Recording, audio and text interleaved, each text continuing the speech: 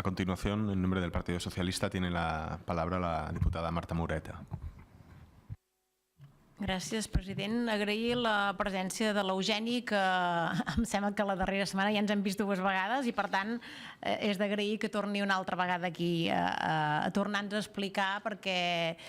és important explicar-ho i és igual repetir-ho una i una altra vegada, per tant, és important ser aquí i tornar-ho a explicar. Bé, de fet, la meva companya que m'ha precedit ha fet un reguitzell de preguntes de les que ja vam parlar en l'última reunió i, per tant, no tornaré a repetir-les perquè ja coincidim plenament, em sembla, tots els diputats i diputades que vam ser en aquesta reunió, i no comentaré més que el que ella ja demanava, perquè penso que ja és un seguit d'accions que nosaltres ja ens vam posar com a feina per treballar. Està clar, de totes maneres, que el treball constant de les entitats i les associacions han estat el pal de paller per poder fer aquesta llei, i això ho hem de tindre molt en compte i no deixar-ho en un calaix. Són realment les entitats i les associacions que van fer possible aquesta llei i, per tant, ara el que és important és poder-la desenvolupar.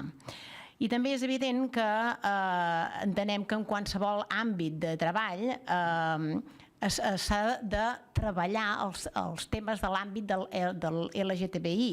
i, per tant, no ens podem només centrar en aquells àmbits concrets de l'escola o la cultura, sinó que és un seguit d'accions que s'han de fer amb tota la nostra societat i, per tant, agafa un àmbit de treball transversal que hem de tenir en compte. M'agradaria saber que, com que la directora general ens ha parlat del Consell que sí que es reuneix, si l'Observatori ha assistit en aquestes reunions i si ens podia explicar una miqueta quin és el resultat de les últimes converses que s'han fet en el Consell en quant a novetats per poder-ho tirar endavant. I el que jo li demanava a la directora abans, anteriorment, era quan estaria el decret, que no m'ha respost perquè segurament no ha tingut massa temps, però en tot cas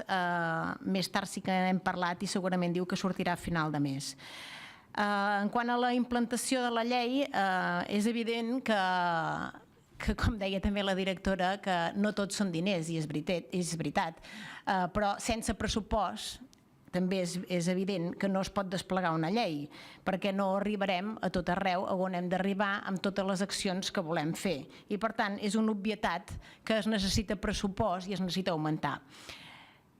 Per això, insisteixo, llàstima que avui, en iniciar aquesta sessió, no s'hagi aprovat la compareixença de la consellera, perquè ara podríem aprofitar per demanar-li, quan vingui, quin serà el pressupost que té previst, ja que la directora general ens ha dit que ella no ho sabia. Per tant, si no ho sap la directora general, em pregunto jo amb qui ho hem de demanar,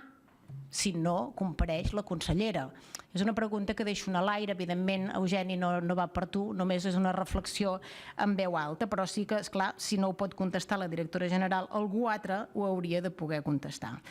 I en quant als temes de salut, sí que m'agradaria saber quina opinió en té l'Eugeni, totes aquestes retallades que s'han anat fent en relació al VIH, constants que dedueixo que estan tirant molt enrere en temes de prevenció, control i seguiment de la malaltia i, per tant, que ens pogués explicar una miqueta com veu ell en aquest moment, com està aquest tema. Ho deixaria aquí. Moltes gràcies. Gràcies, diputada.